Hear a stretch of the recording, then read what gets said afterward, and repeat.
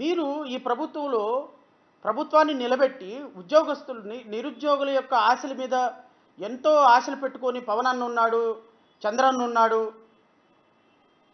లోకేష్ అన్న ఉన్నాడు, మాకు ఉద్యోగాల కల్పన జరుగుతుంది అని ఉద్యోగాల కల్పన కోసం మీకోసం ఓట్లేస్తే మీరు చేసిన పని ఏంటండి ఈరోజు? నేను కూటమి ప్రభుత్వ పెద్దలను కూడా నేను మనస్ఫూర్తిగా కోరేది ఏంటంటే, దయచేసి నేను మాట్లాడే మాటల్ని మీరు క్రిటిసిజంగా తీసుకోవద్దు. ఇది 60 లక్షల మంది నిరుద్యోగులకు సంబంధించినటువంటి అంశం. వాళ్ళు ఈ రోజున కృష్ణా లైబ్రరీలో విశాఖపట్నంలో తినక హైదరాబాదులో అమీర్పేటల్లో ఎంతో కష్టపడి నాకు ఎవ్రీడే 30 నుంచి 40 మంది మాట్లాడుతూ ఉన్న సందర్భంలో మీ అబ్బాయి ఏం చేస్తున్నాడంటే ఉద్యోగం చేయట్లేదండి, ఏం చేస్తున్నాడంటే బీటెక్ చదివాడండి, ఏం చేస్తున్నాడంటే చెన్నైలో అండి ఎక్కడో ఉద్యోగం, ఏం చేస్తున్నాడంటే చెన్నైలో డీటీపీ ఆపరేటర్గా పనిచేస్తున్నాడు, బెంగళూరులో ఏం చేస్తున్నాడంటే సాఫ్ట్వేర్ డెవలప్మెంట్ కంపెనీలో ఒక చిన్న డేటా ఎంట్రీ ఆపరేటర్గా ఏం చదువుకున్నాడు? బీటెక్ అండి. ఎక్కడ చదువుకున్నాడు? ఆ కాలేజ్ అండి, ఈ కాలేజ్ అండి. నిన్న అసలు బీటెక్లు చదివి 20,000కి 12,000కి ఎట్లా ఉద్యోగాలు చేస్తారనంటే, ఆంధ్రప్రదేశ్లో ఉద్యోగాలు ఎక్కడ ఉన్నాయి శ్రావణ్ గారు? 2 లక్షల మంది నిరుద్యోగులు ప్రతి సంవత్సరం ఇంజనీరింగ్ విద్యార్థులు మన ఆంధ్రప్రదేశ్ రాష్ట్రంలో 2,12,000 ఇంజనీరింగ్ విద్యార్థులు ఎవ్రీ ఇయర్ రిలీవ్ అవుతున్నారు. ఈ 2,12,000 మంది ఉద్యోగులు ప్రతి సంవత్సరం కళ్ళు మూసి కళ్ళు తెరిసేలోపు ఇంజనీరింగ్ విద్యార్థులు బయటకు వస్తున్నప్పుడు అన్ని రంగాల్లో ఎలక్ట్రానిక్స్, కమ్యూనికేషను, కంప్యూటరు, సిఈసి ఈ మొత్తం ట్రేడ్స్కి సంబంధించి ఆంధ్రప్రదేశ్ రాష్ట్రంలో 2,25,000 ఇంజనీరింగ్ కాలేజెస్ సీట్లు ఉంటే ఒక 5,000, 10,000 డ్రాప్ అవుట్స్ ఉన్న రమారమి యావరేజ్గా 2 లక్షల మంది ఇంజనీరింగ్ విద్యార్థులు వస్తున్నారు. 2 లక్షల మంది ఇంజనీరింగ్ విద్యార్థులకి కనీసం 200 ఉద్యోగాల కల్పన ఆంధ్రప్రదేశ్ రాష్ట్రంలో చేయలేని దుర్భరమైన పరిస్థితుల్లో ఆంధ్రప్రదేశ్ రాష్ట్రం ఉంటే దీనికి బాధ్యత ఎవరు వహించాలో చెప్పమంటున్నాను.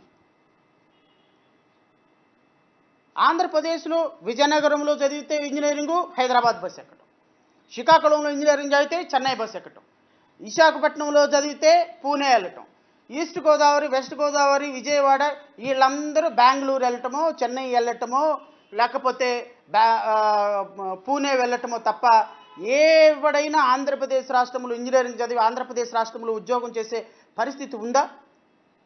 5.5 కోట్ల మంది ప్రజలు, సస్యశ్యామలమైనటువంటి భూమి, బ్రిటిష్ వారు, డచ్ వారు పరిపాలించి ఈ రాష్ట్రాన్ని ఎంతో గొప్పగా పరిపాలించిన భూమి పట్టుమని 10,000 మందికి ఉద్యోగాలు ఇచ్చుకోవాలని దుర్మార్గమైన పరిస్థితుల్లో ఉంటే మనకేం కావాలా అంటే, పవన్ కళ్యాణ్ సినిమాలో ఇలా అన్నాడంట, ఆయనకు ఓట్లేసేసి 21 సీట్లు ఇచ్చేస్తాం. మనకేం కావాలా అంటే, నారా లోకేష్ గారు 4,000 కిలోమీటర్లు పాపం ఒళ్ళు తగ్గడానికి పాదయాత్రలో నడిచి వాగ్దానాలు చేశాడంట, ఆయనకు ఓట్లేసేస్తాం. ఏంటి ఎవరికి ఓట్లేస్తున్నాం మనం? 40 సంవత్సరాల ఇండస్ట్రీ రాష్ట్రాన్ని 40 సంవత్సరాల ఇండస్ట్రీ 2014 నుంచి 2019 వరకు ఈ 2 సంవత్సరాలు 7 సంవత్సరాలు సరే మధ్యలో పరిపాలించిన ప్రభుత్వాన్ని కాసేపు పక్కన పెట్టు. మనం 7 సంవత్సరాల నుంచి ఈ రాష్ట్రాన్ని పరిపాలిస్తున్నాం. కంబైన్డ్ రాష్ట్రంలో 12 సంవత్సరాలు రాష్ట్రాన్ని పరిపాలించాం. ఈ 16-17 సంవత్సరాలకు కానీ పట్టుమని 10,000 మందికి ఆంధ్రప్రదేశ్ రాష్ట్రంలో సాఫ్ట్వేర్ డెవలప్మెంట్ ఉద్యోగాలు చేయలేని మీరు ఇంటర్నెట్ని కనిపెట్టారా? మీరు మొబైల్ని కనిపెట్టారా? మీరు సిగ్నలింగ్ వ్యవస్థను కనిపెట్టారా? మీరు రాకెట్లు పైకెళ్ళి ఎగరటానికి చంద్రబాబు నాయుడు గారు కారణమైనారా? సిగ్గుందండి మనం ఏమన్నా మాట్లాడటానికి? ఏ రాష్ట్రంలో అయితే మీరు ముఖ్యమంత్రిగా పనిచేశారో ఆ రాష్ట్రంలో, పుట్టిన రాష్ట్రంలో పట్టుమని 10,000 మందికి ఒక సాఫ్ట్వేర్ కంపెనీలకు ఉద్యోగాలు ఇప్పించుకోవాలని మీరు ఈ సాఫ్ట్వేర్ టెక్నాలజీ పుట్టడానికి, సైబరాబాదు పుట్టడానికి కారణమైనారు. మీరు ఒక అప్రభాగీరోధులు, మీరు ఒక నారద మునీశ్వరులని ప్రపంచం అంతా చెప్పుకుంటుంటే మనం సిగ్గుపడాల్సిన పని లేదా? ఇంతగా నేను ఎందుకు మాట్లాడాల్సి వస్తుంది అంటే, 60 లక్షల మంది యువత మిమ్మల్ని నమ్ముకొని, లోకేష్ నమ్ముకొని ఓటేశారు. ప్రతి సంవత్సరం జనవరి 1వ తారీఖున జాబ్ క్యాలెండర్ ఇస్తాను అని కొన్ని వందల సార్లు ప్రకటన చేసిన మీరు రాష్ట్రంలో ఉన్న యువతకి ఏం సమాధానం చెప్తారో ఖచ్చితంగా ముక్కుకి నేలకు రాసి సమాధానం చెప్పితేరా. 2025-24 జనవరి నో జాబ్ క్యాలెండర్. ఓకే, పర్లేదు, ఎందుకంటే మీరు ఆ సంవత్సరంలో లేరు కాబట్టి మనం మీ గురించి మాట్లాడుకోవసరం. 2025 జనవరి మీరే కదా రాష్ట్రానికి మంత్రి, అధికారిక ముఖ్యమంత్రి. 25 జాబ్ క్యాలెండర్ ఏది? అయిపోయింది. 26 ఒక సంవత్సరం పోయింది. 26 జాబ్ క్యాలెండర్. 26 జనవరిలో జాబ్ క్యాలెండర్ ఏది? మీరు చెప్పిన మాట ప్రకారమే అడుగుతున్నాను నేను. మిమ్మల్ని చొక్కా పట్టుకొని, గల్లా పట్టుకొని రోడ్డు మీదకి తీసుకొచ్చి మిమ్మల్ని రేపొద్దున యువత ప్రశ్నించే స్థాయికి వస్తుంది. ఎందుకు అంటే మీరు చెప్పినట్టు ఇదేదో మ్యానిపులేషన్ యుగం కాదు. మోడీ కంటే మీరు పెద్ద మ్యానిపులేషన్ ఏదో చేయగలుగుతారని నేను అనుకోవటంలా. అలాంటి మోడీనే చొక్కా పట్టుకొని జంతర్ మంతర్కి లాగిన వాళ్ళం. మిమ్మల్ని ధర్నా చౌక్ లాగడం పెద్ద కష్టమేమి కాదు నారా లోకేష్ గారు. నేను మిమ్మల్ని అడుగుతున్నాను నారా లోకేష్ గారు, మీరు జనవరి 26వ తారీఖున 1వ తారీఖు 2026వ సంవత్సరంలో జాబ్ క్యాలెండర్ రాష్ట్ర ప్రజలకి, రాష్ట్ర యువతకి ఎందుకు ఇవ్వలేదు? జై భీమ్రావ్ భారత్ పార్టీ చాలా స్పష్టంగా ప్రశ్నిస్తుంది. దానికి మీరు సమాధానం చెప్తీరా? And for your kind information, ఇంకా within 4 months job calendar 2027 జనవరి వస్తుంది. మీరు ఎన్ని జాబులు ఇచ్చారో ఖచ్చితంగా చెప్పి తీరాలి. మీరు ఇచ్చినటువంటి జాబులు ఏంటి, మీరు ఇస్తున్నటువంటి ప్రకటనలు ఏంటి? నేను రాష్ట్ర ప్రజలని, యువతను కోరుతున్నా, గత 4 రోజుల నుంచి రాష్ట్రంలో మీడియాలో, ఎలక్ట్రానిక్ అండ్ ప్రింట్ మీడియాలో వస్తున్నటువంటి ప్రకటనలు చూడండి. ఇది చూడండి ఒక్కసారి. కొలువుల జాతర, ఇట్స్ అ బ్యానర్ హెడ్డింగ్. ఇదొక్కటే కాదండి, ఇదొక్కటే కాదు. ప్రతి పత్రికలో, పుత్రికలుగా మారినటువంటి పత్రికల్లో వచ్చినటువంటి వ్యాసాలు ఇవి కాక ఈటీవీ, మహా టీవీ, ఇక మిగతా ఛానల్స్, చాలా ఛానల్స్ కొలువుల జాతర, కొలువుల జాతర, కొలువుల జాతర. ఈ జాతర ఏంటో నేను ఒకసారి మీకు చదివినిపిస్తాను. ఈ కొలువుల జాతర అంట జీఓఎంఎస్ నెంబర్ 81 డేటెడ్ 22/8/2026.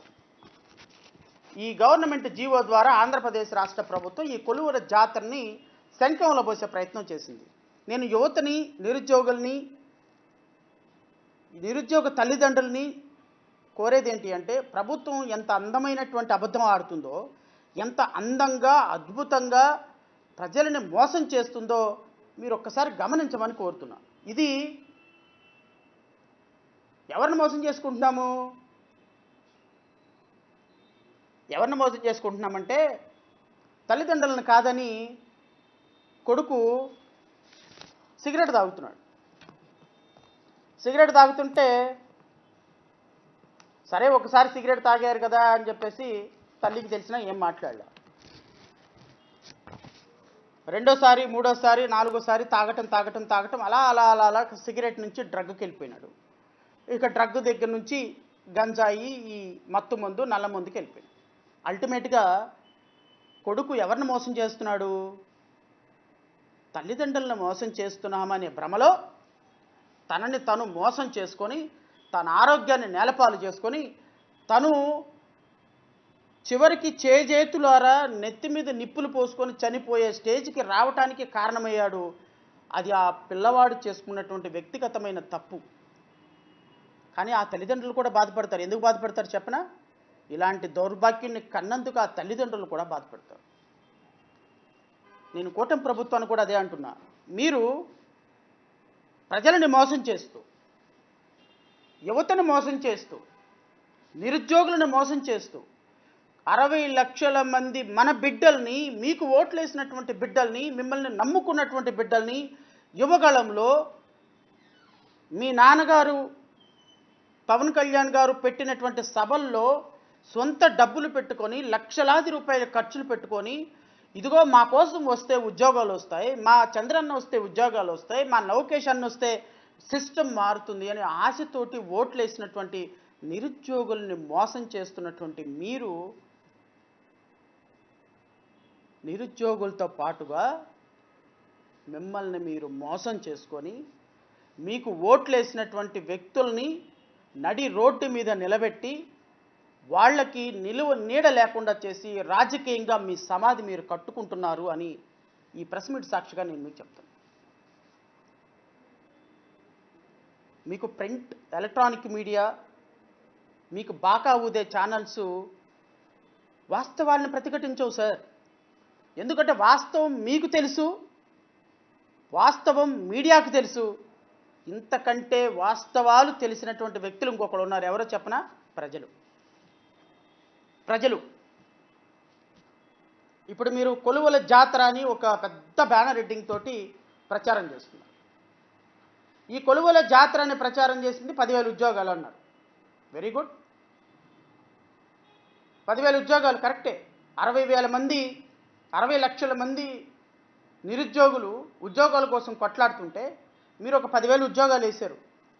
మరి 59,90,000 మంది 59,90,000 మంది ఎక్కడికి వెళ్ళాలండి? వీళ్ళు సాయంత్రానికి ఇంటికి వెళ్ళాలి, అమ్మా నాన్న చూసుకోవాలి, పెళ్ళిడికి వచ్చిన అక్కని చూసుకోవాలి, చదువుకుంటున్న చెల్లికి బాధ్యతలు నిలబడాలి, కష్టపడుతున్న తమ్ముడికి స్కూల్ ఫీజు కట్టాలి, అనారోగ్యంతో బాధపడుతున్న తల్లికి తండ్రికి ఆరోగ్యాన్ని చూపించాలి. 30 సంవత్సరాలు వస్తున్నాయి, 35 సంవత్సరాలు వస్తున్నాయి. చదువుకుందామంటే చదువు అయిపోయింది, ఉద్యోగం చేద్దామంటే ఉద్యోగం లేదు, ప్రైవేట్ ఉద్యోగం చేద్దామంటే ప్రైవేట్ కంపెనీలు ఎవరు ఆఫర్లు ఇచ్చే పరిస్థితి లేదు, గవర్నమెంట్ ఉద్యోగం వస్తుందంటే గవర్నమెంట్ ఉద్యోగం ఎప్పుడు వస్తుందో ఎలా వస్తుందో ఎప్పుడు నోటిఫికేషన్ ఇస్తారో తెలియదు. గవర్నమెంట్ ఉద్యోగాల్లో 10,000 ఉద్యోగాలు పోతే 59,90,000 మంది పరిస్థితి ఏంటో ఆలోచన చేస్తే ఏదైనా చిన్న బండి పెట్టుకుందామంటే 10,000 రూపాయలు అప్పిచ్చేటువంటి పరిస్థితి లేదు. పోనీ ఏదైనా ఎంట్రప్రెన్యూర్గా మారి ఏదైనా చిన్న బిజినెస్ పెట్టుకుందామంటే గవర్నమెంట్ ఆఫీస్కి వెళ్తే అప్లికేషన్ తీసుకునే నాదులు లేడు. పోన్లే నేను ఎస్సీ, నేను ఎస్టీ, నేను రిజర్వ్డ్ కమ్యూనిటీ, నేను బీసీ కమ్యూనిటీ, నేను కాపు కమ్యూనిటీ, నేను వెనుకబడిన తరగతులకు వెనుకబడిన అగ్రవర్ణాల్లో వెనుకబడిన వాడిని, నాకు 10% రిజర్వేషన్ ఉంది, నేను కమ్మైనా కాపైనా బ్రాహ్మణైనా వైశ్య అయినా నాకు ఒక 10% రిజర్వేషన్ ఉందని ఆ రిజర్వేషన్ సర్టిఫికెట్ తీసుకుని వెళ్తే లోపలికి రానిచ్చే దిక్కు దివానం లేదు. వాళ్ళు ఏదైనా సొంత కాళ్ళ మీద నిలబడి ఒక చిన్న వాటర్ ప్లాంట్ పెట్టుకుందామంటే 10 రూపాయలు ఉద్యోగాలు ఇచ్చే 10 రూపాయలు లోన్ ఇచ్చేటువంటి పరిస్థితి లేదు. ఎందుకంటే ఆ లోన్లన్నీ బకాసురులాగా మింగటానికి మీకే సరిపోతుంటే నిరుద్యోగులకు ఏమిస్తారు? ఈ 59,90,000 మంది మనసుల్లో ఉన్నటువంటి బాధ, వారి కుటుంబాల్లో ఉన్నటువంటి వేదన, వారి జీవితాల్లో ఉన్నటువంటి రోదన మీకు శాపాలై తగులుతాయి, గుర్తుపెట్టుకోమని నేను కోరుతున్నా. మీరు నిజంగా నిజాయితీగా నిష్కల్మషంగా పరిపాలన చేసి వారికి ఉద్యోగాల కల్పన జరిగితే మిమ్మల్ని దేవుళ్ళ కంటే ఎక్కువగా పూజిస్తారు. కానీ మీరు కేవలం ఉద్యోగాలని పేపర్ల మీద పెట్టి, నేను ఈ జీవో చదివి నిరుద్యోగులైనటువంటి చెల్లెళ్ళకి తమ్ముళ్ళకి చదివి వినిపించేటువంటి బాధ్యతను తీసుకుంటాను. ఎందుకు అంటే ఇంత దుర్మార్గకరమైనటువంటి ప్రభుత్వం, ఇంత మోసగారి ప్రభుత్వం కేవలం ఉద్యోగాలను పేపర్ల మీద పెట్టి ఉద్యోగాలను ఇవ్వకుండా వాళ్ళని కన్నార్పకుండా మోసం చేసే గౌరవ ముఖ్యమంత్రి చంద్రబాబు నాయుడు గారి అధ్యక్షతలో జరుగుతున్నటువంటి ఈ దుర్మార్గకరమైనటువంటి సినిమాని మీ అందరూ చూసి తీరాల్సింది.